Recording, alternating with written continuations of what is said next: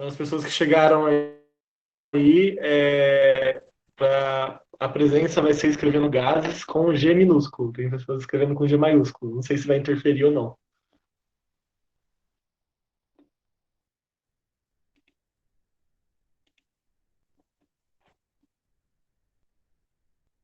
Tá, vamos começar então. É, então, a aula de hoje vai ser sobre gases. E tá travando?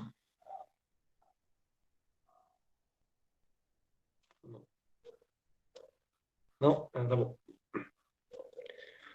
Então, a aula hoje vai ser sobre gases e semana que vem vai ser sobre termodinâmica e trabalho na termodinâmica, primeira lei da termodinâmica, segunda lei da termodinâmica.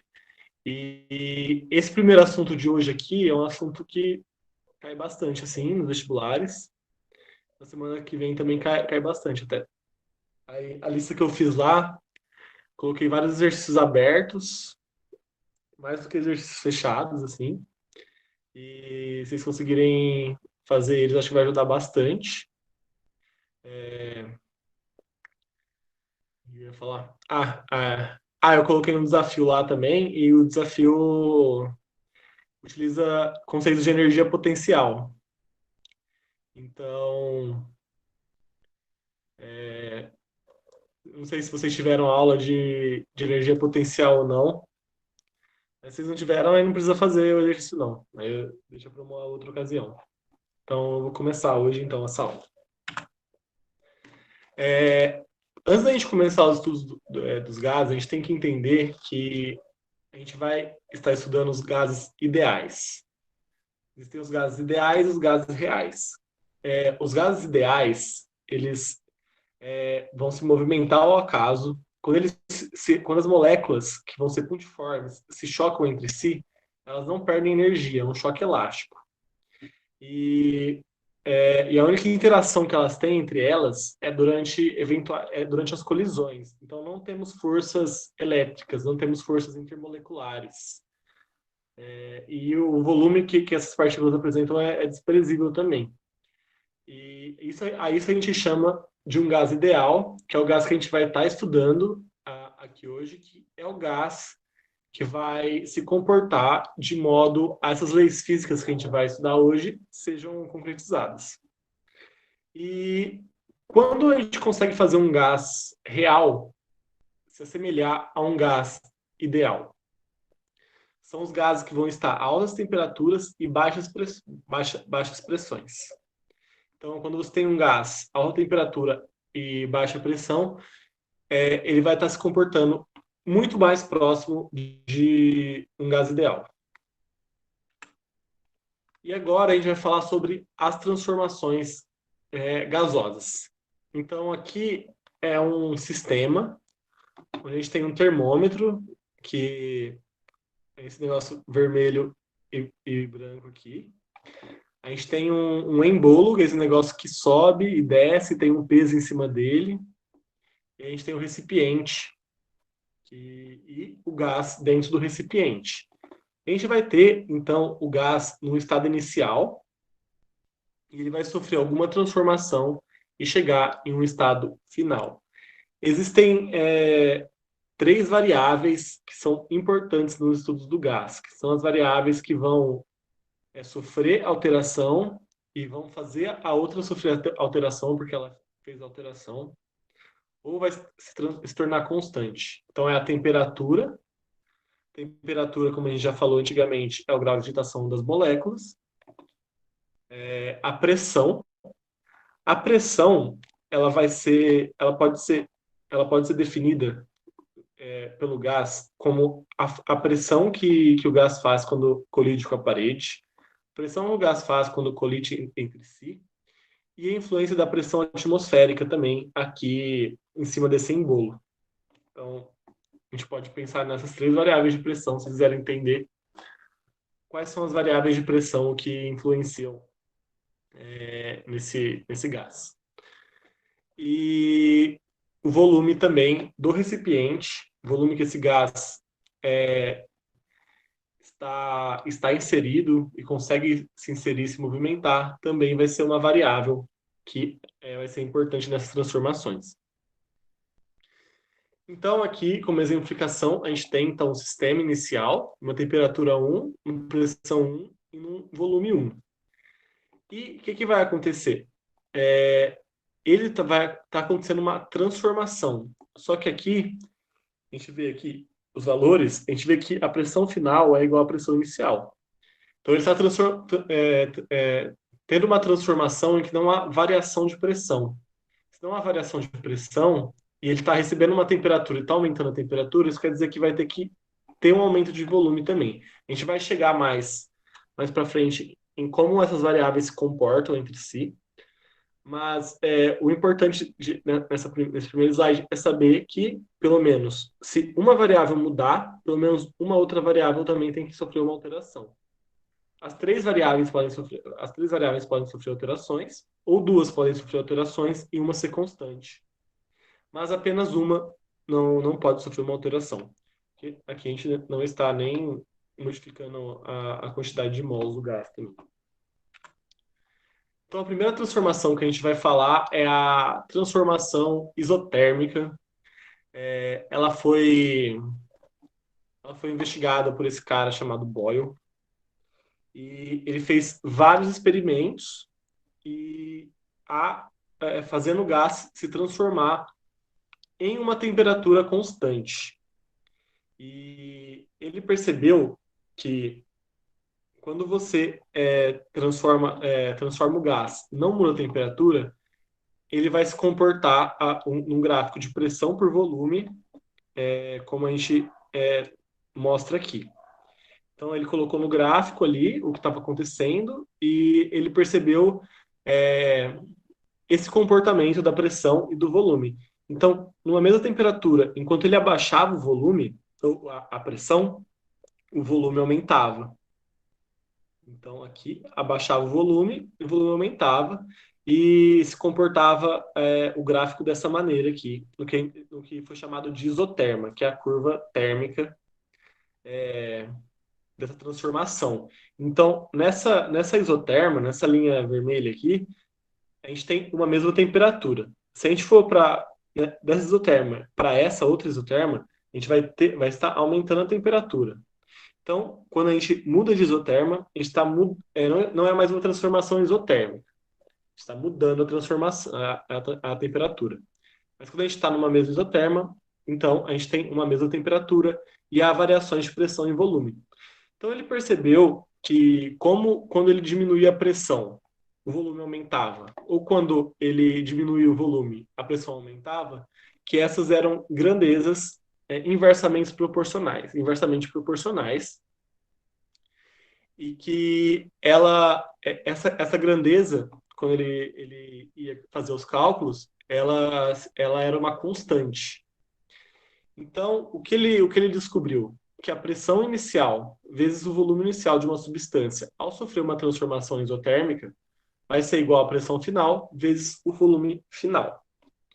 Então, foi isso que ele percebeu no experimento dele, vendo a transformação isotérmica. Então, aqui a gente pode ver que numa mesma temperatura, o termômetro aqui, a gente tem um gás, parece um líquido, mas é um gás. E quando você vai diminuindo a pressão, aqui tinha 3 pesos em cima, agora tinha 4 pesos em cima, agora tem 3, o volume vai aumentando. Então, ele fez experiências desse tipo, bem mais complexas do que essa que eu estou mostrando aqui, mas para conseguir definir e achar o que chamam de lei de Boyle, que em uma transformação isotérmica, a pressão. O produto da pressão vezes o volume vai ser constante. Então, a gente vai falar sobre a transformação isobárica. Ela foi investigada por outro cara chamado Gay Lussac.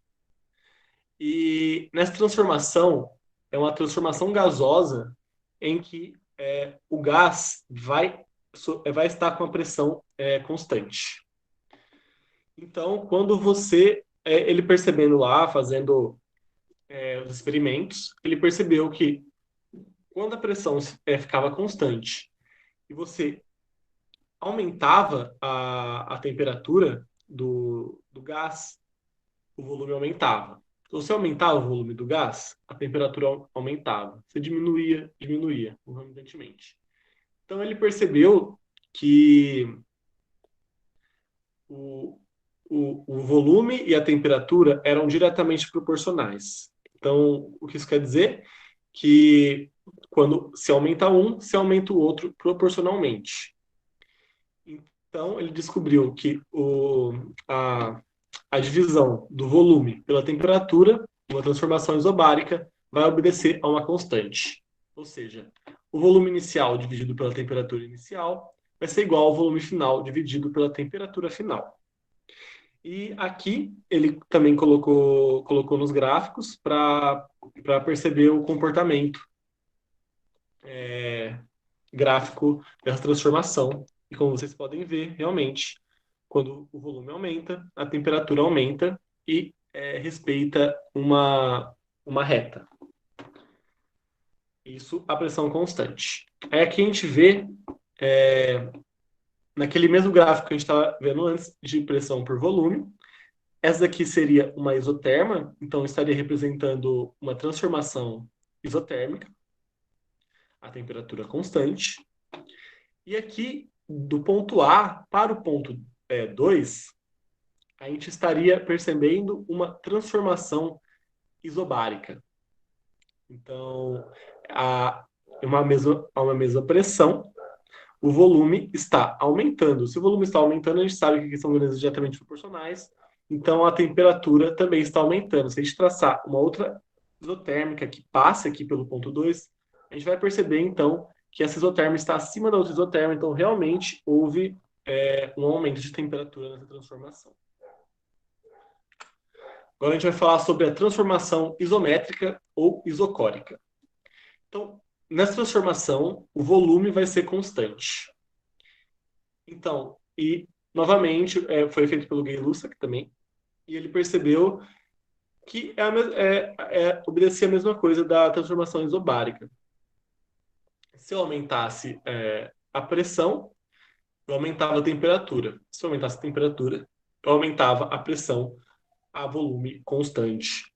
E colocando então no gráfico de pressão por temperatura, novamente a gente tem uma reta que obedece então a essa investigação que ele fez por meio de experimentos, que quando você aumenta a pressão ou a temperatura em uma transformação que você deixa o volume constante, vai ter as grandezas vão se comportar de maneira diretamente proporcional.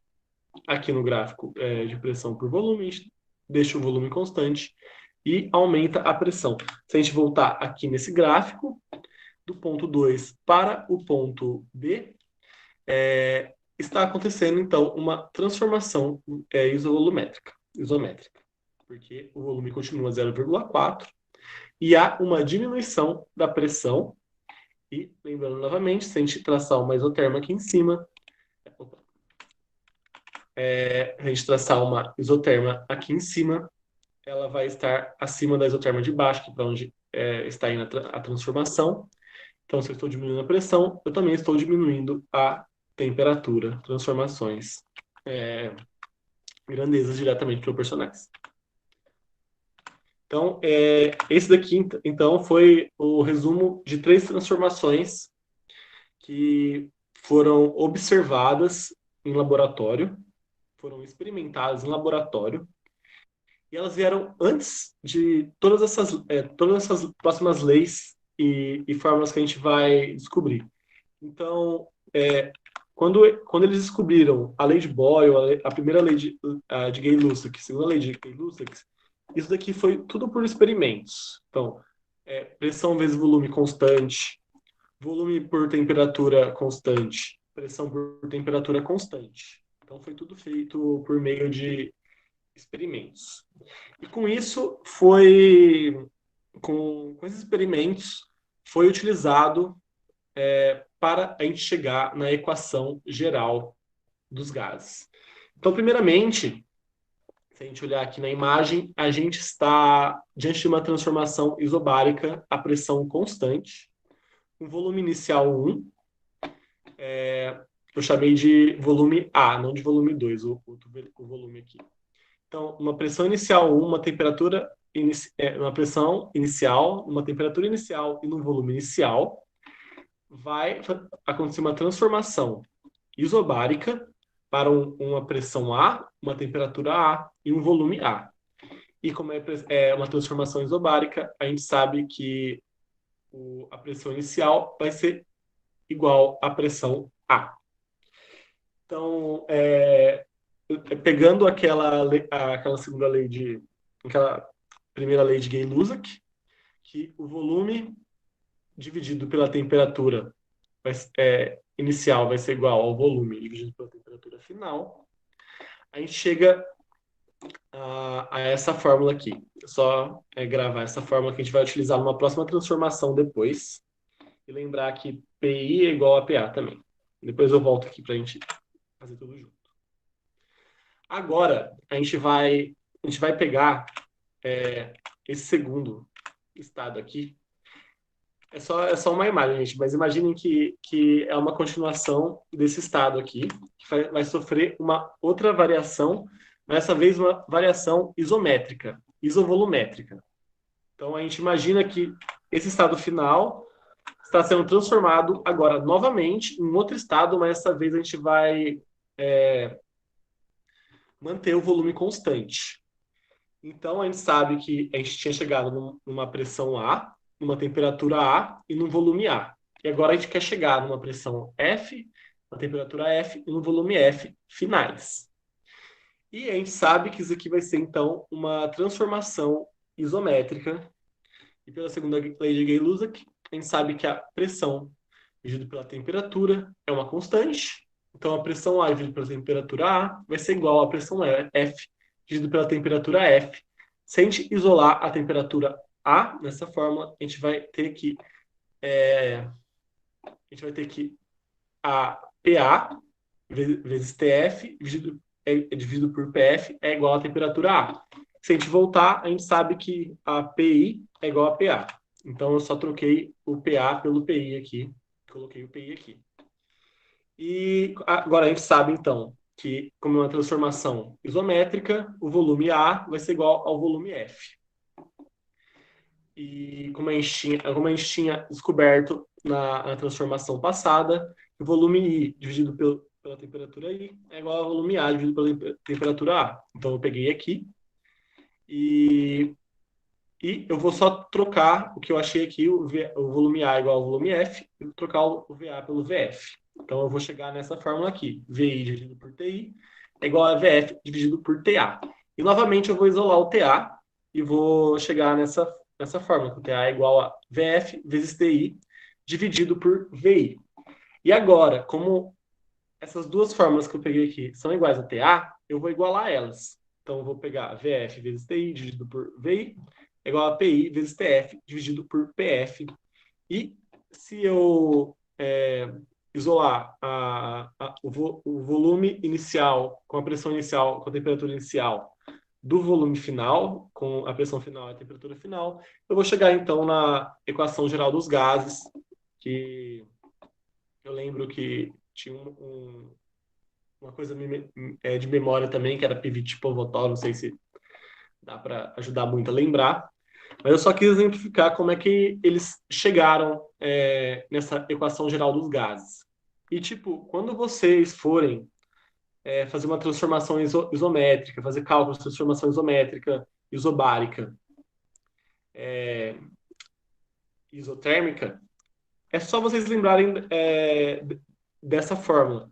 Porque se for uma transformação isométrica, você sabe que a temperatura vai ser igual. Então, você vai cortar a temperatura e vai ficar pressão vezes volume igual a pressão final vezes volume final.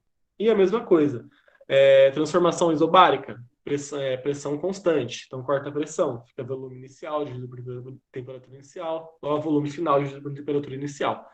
Então, de vocês lembrarem dessa fórmula, vocês conseguem chegar em todas essas leis de Gay-Lussac e a lei de Boyle. Só lembrar que quando a transformação é isotérmica, isobárica, isovolumétrica, eles geralmente vão falar isso no exercício. E vocês vão conseguir utilizar essa fórmula. Quando não tiver, claro, variação de número de mols, que é agora na equação de Clapeyron que a gente vai utilizar. Como eles chegaram nessa equação de Clapeyron? Eles perceberam que, novamente, por causa da equação dos gases, esse PVT era igual a uma constante R. Eles conseguiram calcular essa constante R em laboratórios, e aqui está aqui na tabela o valor dela. Então, se a pressão for dada em atmosferas, o número de mols em mols, como sempre dá, e a temperatura em Kelvin, a temperatura sempre vai ser em Kelvin, nesses exercícios de gases, por causa do zero do grau Celsius, que poderia totalmente influenciar essa fórmula, porque não dá para dividir por zero. Então, só é utilizado kelvins nessa fórmula. Então, esses aqui são os valores numéricos para cada escala que a gente pode ter. Tipo, litros por volume. Então, tipo, se eles derem... Eles têm que dar esse valor nos exercícios de R para você poder calcular. E essa equação de Clapeyron, ela também vai ser influenciada pelo número de mols. Então, se eu tiver um gás que está acontecendo uma transformação nesse gás, e eu colocar mais gás externo, que não tinha nada a ver ao inicial, e colocar mais lá, então esse gás vai respeitar a equação de Clapeyron. Então, vocês vão ter que utilizar essa equação, que é o PV igual a nRT, que é a pressão vezes volume, é igual ao número de mols, vezes a constante, vezes a temperatura. Lembrando que a temperatura tem que ser em Kelvin, número de mols em mols, volume em litros, pressão em atm, geralmente, mas pode mudar algumas vezes. Então, eu lembro assim, para lembrar dessa forma, que eu sei que o PVT é constante e essa constante é o R e vai ser influenciado pelo número de mols, então também tem que ser multiplicado pelo número de mols. Eu tinha pesquisado um negócio para gravar de memória, mas eu esqueci qual que era, infelizmente. Mas deve ter, só procurar na internet, deve ter algum facilitador, assim. Geralmente eu lembro assim. Ou quando eles dão o valor de R no exercício, eu pego a unidade que eles deram e só vejo, ó. Então R vai ser igual a litros, então é volume. Então volume vezes ATM, volume vezes pressão.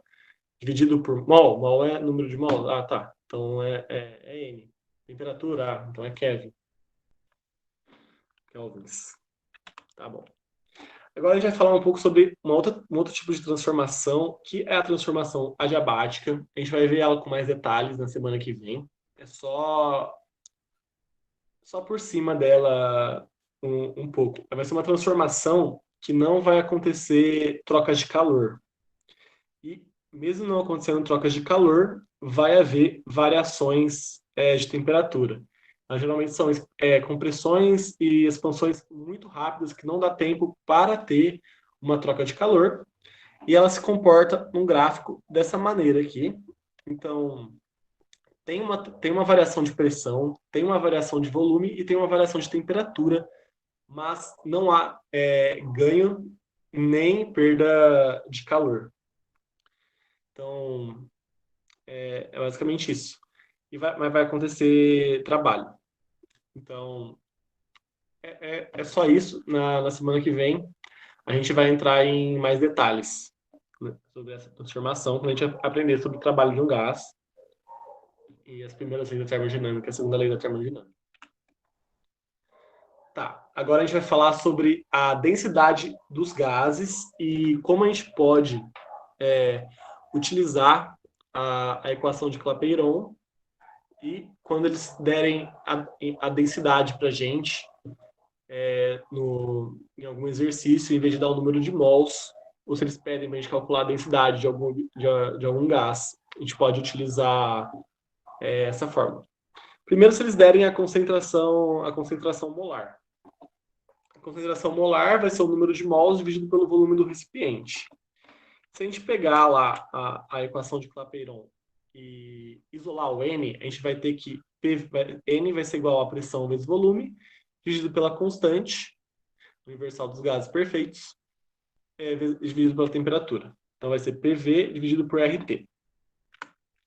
Então, se a gente trocar o N aqui por PV dividido por RT, a gente sabe que vai ser os volumes são iguais, que a gente está falando dos mesmos gases, a gente corta o volume, a gente chega a uma fórmula final, a concentração molar vai ser a pressão dividido pela constante vezes a temperatura. Novamente, isso não é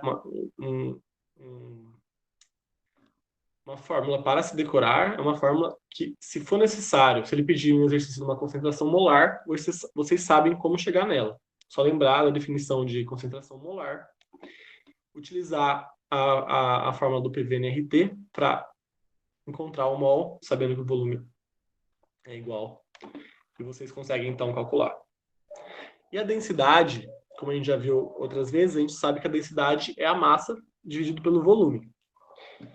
Então, a densidade é massa dividido por volume, e a massa de um gás vai ser o número de mols vezes a massa molar daquele gás, se a gente não estiver falando de uma mistura.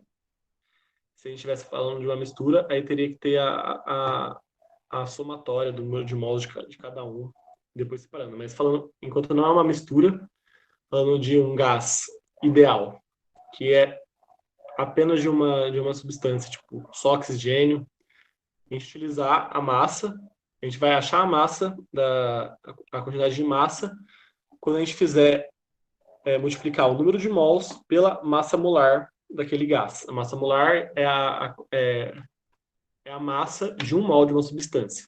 Então, se você multiplicar o número de mols pela massa molar, você vai chegar na massa daquele gás, daquele recipiente que ele te deu.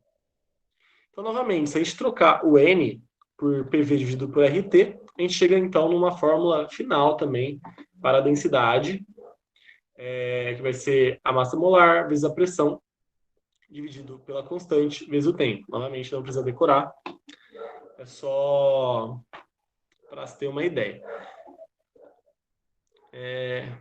E aí aqui a gente consegue chegar a algumas conclusões, olhando para essa fórmula, como está escrito aqui. Se a pressão for constante, quanto maior a massa molar, maior a densidade. Se a temperatura for constante, a densidade aumenta com a pressão. A pressão constante, o aquecimento provoca expansão e redução da densidade. Mas isso são coisas que só de você olhar a fórmula você consegue deduzir, e não são tão importantes assim. Antes de eu chegar no exercício, que foi um slide que eu não coloquei, não sei porquê, acho que eu esqueci, falar sobre a mistura de gases. Quando você tem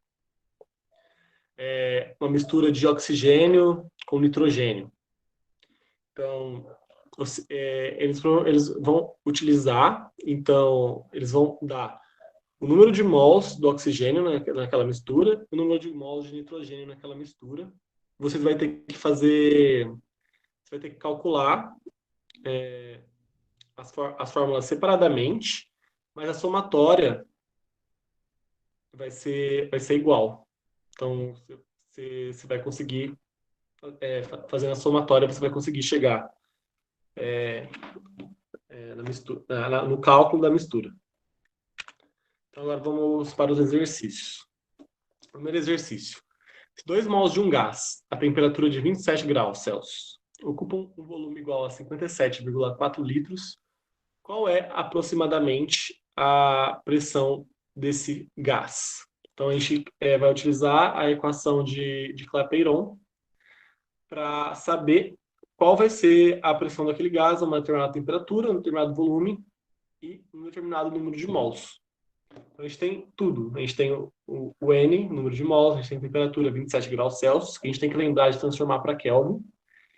E a gente tem um volume igual a 57,4 litros. Então, é só a gente utilizar a fórmula, o PV igual a nRT. O P, então, a gente quer a pressão, né? Então, o N é 2, o R, quando ele deu no exercício, é 0,082.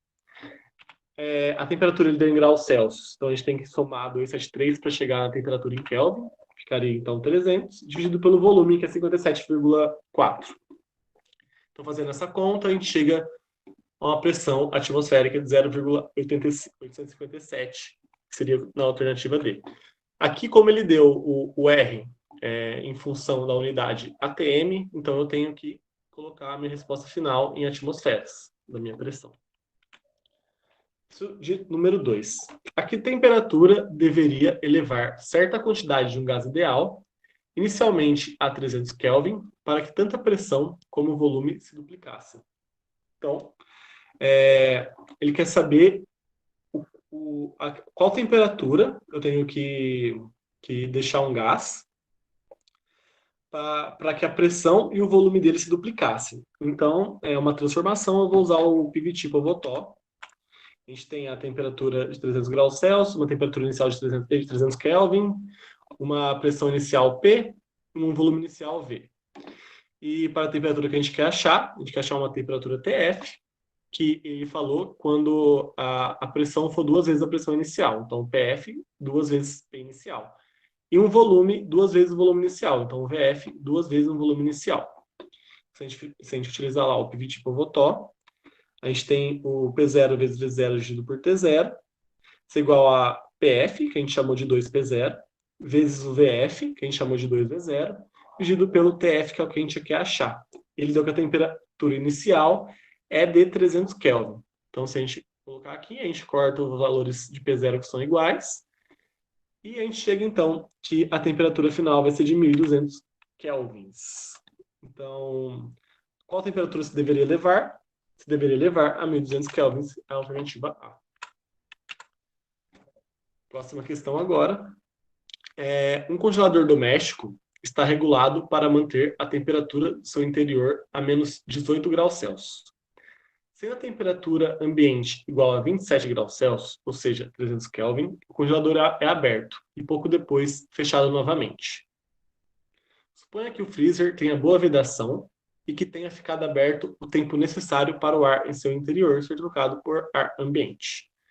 Quando a temperatura do ar no freezer voltar a atingir menos 8 graus Celsius, a pressão em seu interior será... Então, a gente tem um congelador que mantém a temperatura no seu interior de menos 18 graus Celsius. E a temperatura ambiente é de 27 graus Celsius. Aí, então, o congelador é aberto, depois ele é fechado novamente. Então, tem uma troca de calor entre o ar ambiente e o ar do interior. Então, ele falou que o freezer tem boa vedação e tem ficado aberto o tempo suficiente necessário para o ar interior ser trocado pelo ar ambiente. Então, lembrando das correntes de convecção, vai ter uma troca ali. E todo o ar ambiente a 27 graus Celsius vai entrar dentro do freezer. E esse ar no freezer, então, vai perder calor para voltar, para atingir a temperatura de menos 8 graus Celsius.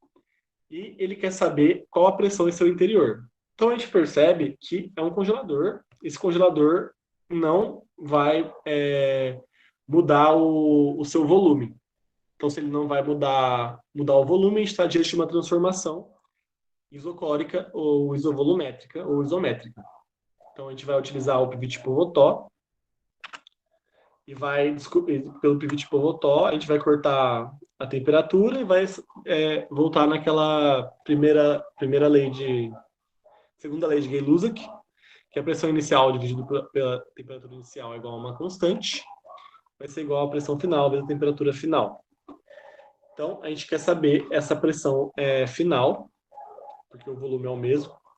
Então, a gente isola a pressão final, a gente vai chegar aqui a pressão inicial vezes a temperatura é dividido pela temperatura inicial. E a gente só utiliza aqui, então, ele deu em graus Celsius, então a gente tem que transformar em Kelvin.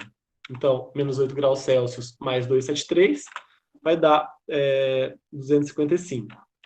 E 27 mais 273 dá 300. Então, a gente faz essa conta e a gente acha que a pressão final vai ser 0,85 vezes a pressão inicial, que é a letra D, cerca de 85% da pressão atmosférica. Agora, o último exercício. Um balão de vidro indilatável contém 10 gramas de oxigênio a 77 graus Celsius. Este balão poderá suportar, no máximo, uma pressão interna 3 vezes superior à que está submetido. Se a temperatura do gás for reduzida a 27 graus Celsius, a máxima quantidade de oxigênio que ainda pode ser introduzida no balão nessa temperatura é D. Então, a gente tem um balão de vidro que não sofre variação de volume e contém 10 gramas de oxigênio, uma temperatura inicial de 77 graus Celsius. E esse balão, ele fala que ele pode suportar, no máximo, uma pressão interna 3 vezes superior à que ele está submetido. Então, ele está submetido a uma pressão. Se eu aumentar essa pressão mais de 3 vezes do valor dela, então esse vidro vai quebrar. Então ele fala que se a gente diminuir a temperatura desse gás, qual vai ser a máxima quantidade de oxigênio que ainda pode ser introduzida no balão nessa temperatura? Então, vamos lá. Primeiro, a gente vai utilizar aqui a equação de Clapeyron no momento inicial, no momento 1 que eu chamei aqui. Pressão inicial vezes volume inicial é igual ao número de mols inicial vezes a constante R vezes a temperatura inicial. E depois, no momento final, que é no momento que a gente vai ter introduzido a quantidade de oxigênio que a gente pode introduzir, e a temperatura vai ter diminuído, pelo que ele falou, a 27 graus Celsius. Então, se a gente pegar essa equação 2 e dividir por essa equação 1, a gente vai chegar nessa fórmula aqui, porque o valor de R é igual, o valor de V0 é igual, porque, como ele falou, o volume inicial, o vidro não é, como é que ele usou? É indilatável, então não vai sofrer variação de volume.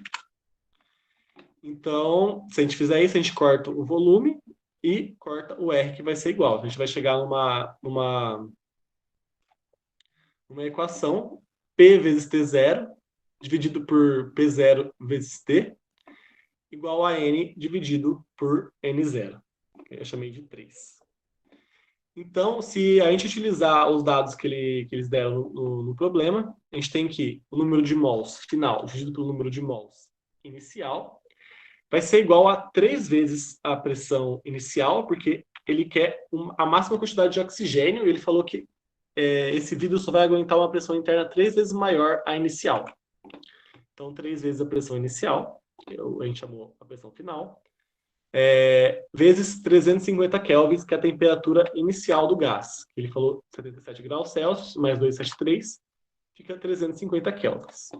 Então, dividido pela pressão inicial, que a gente chamou de P0, vezes a temperatura final, que é de 27 graus Celsius, mais 273, 300 Kelvin. Agora, a gente fazendo essas contas, e a gente cortando o P0 aqui, a gente chega aqui, o número de mol final dividido pelo número de mol inicial é igual a 3,5. Então, o número de mols final é igual a 3,5 o número de mols inicial. E a gente sabe que o número de mols, então, é a massa dividido pela massa molar. Já que a massa de uma substância vai ser o número de mols vezes a massa molar da substância. Então, o N final é a massa final dividido pela massa molar do oxigênio, e o N inicial é igual à massa inicial dividido pela massa molar do oxigênio. E então a gente percebe que o número de mols e a massa são diretamente proporcionais. Então, se o número de mol final é 3,5, o número de mols inicial, a massa final vai ser 3,5 a massa inicial. Se a gente igualar a massa molar aqui, a gente chega nesse mesmo raciocínio. Então, a gente sabe que a massa inicial era de 10 gramas. Então, a massa final vai ser 3,5 vezes 10, vai ser 35 gramas. Então, como já tinha 10 gramas dentro do balão, se a gente completar com... Se para o balão não explodir, não ter uma pressão maior que 3 vezes a pressão inicial, então o gás lá dentro tem que ser de 35 gramas, como a gente achou. Como já tinha 10 gramas inicialmente, a gente tem que introduzir, então, 25 gramas do gás, no máximo, assim. Se a gente passar de 25 gramas, o balão vai explodir.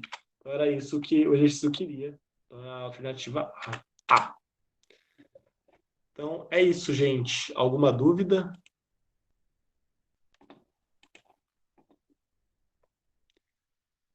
Eu vi umas questões aqui que eu perdi. Peraí. O Heraldo perguntou que ele está confuso quando usa o Clapeyron ou a equação dos gases gerais.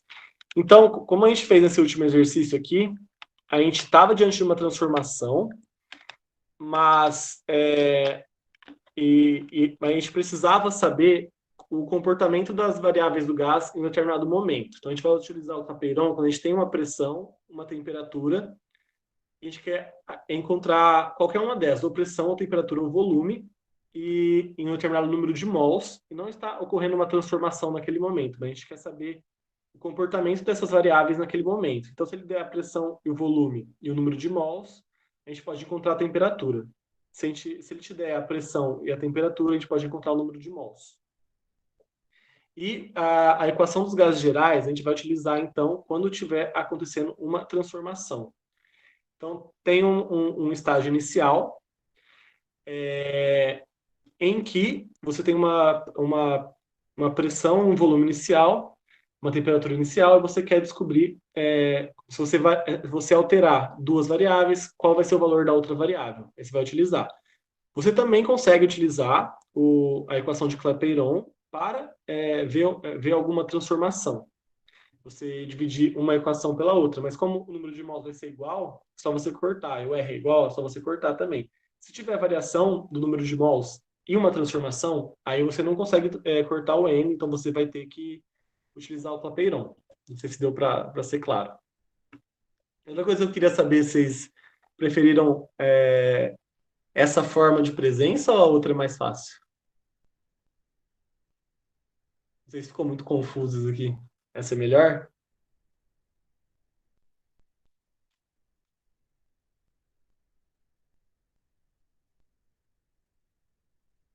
Tá bom. Então, vou voltar para outra na próxima semana. Beleza. Tá bom, próxima semana eu volto com a outra, então. E é isso, gente. Se alguém tiver mais alguma dúvida.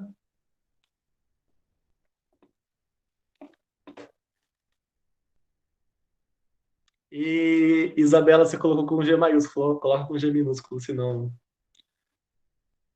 Então, semana que vem eu volto com formulário de presença. Bom, então, gente, é isso. Muito obrigado.